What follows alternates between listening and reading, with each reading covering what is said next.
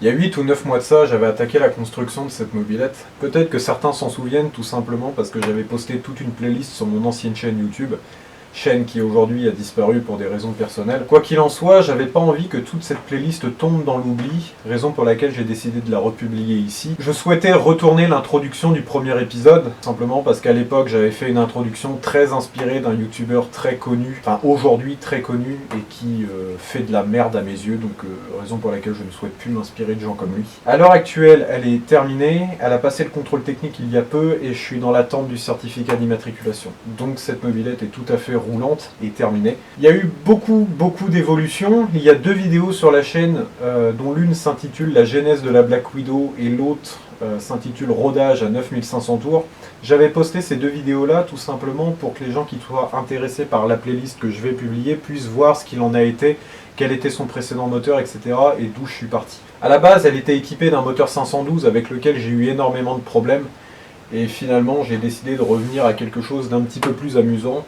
Du coup, nous sommes ici avec un AV7 kitté 45 mm Erzal. J'ai conservé le système à double vario.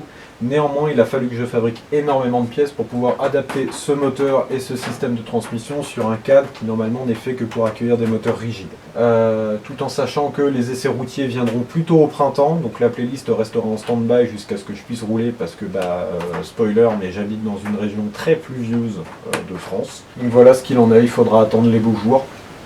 Quoi qu'il en soit, le premier épisode de cette playlist commence maintenant, où je vais aborder le système de montage sur Silentblock. Je vous souhaite une très bonne vidéo.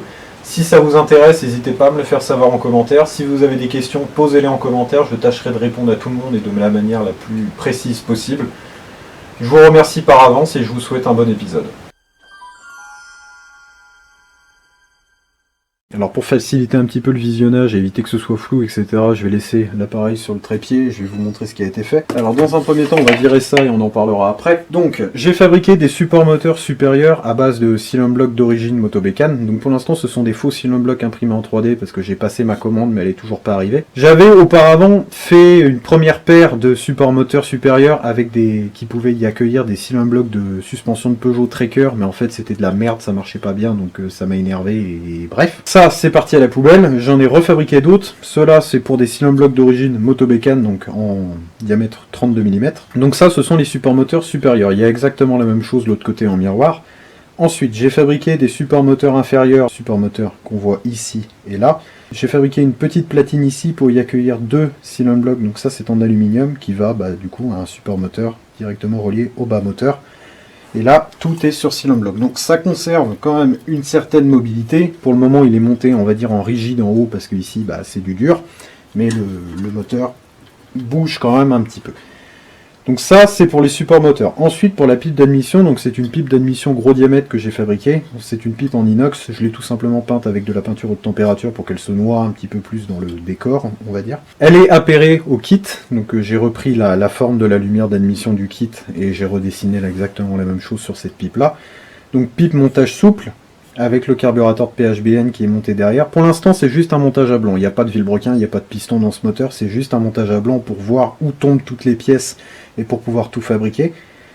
Ensuite, pour le pot d'échappement, donc tout simplement au niveau de la petite chicane ici, parce que c'est un tromblon. Il existe 2 types. Il y a les pots avec 3 chambres, et ça, c'est un tromblon avec juste une chambre et une espèce de chicane derrière. Donc au niveau de la première chambre, j'ai repercé les 4 trous à 8 mm. Et au niveau de la chicane, j'ai majoré le diamètre d'entrée et de sortie avec des tubes de 14 mm intérieurs. Donc ça c'est pour le pot d'origine, ça restera comme ça. Niveau motorisation, ce sera à peu près tout. Pour l'allumage, ce sera un allumage de Peugeot 103. Pour tout ce qui est de la partie transmission, alors évidemment c'est pas mon axe-moteur définitif, vous en doutez bien.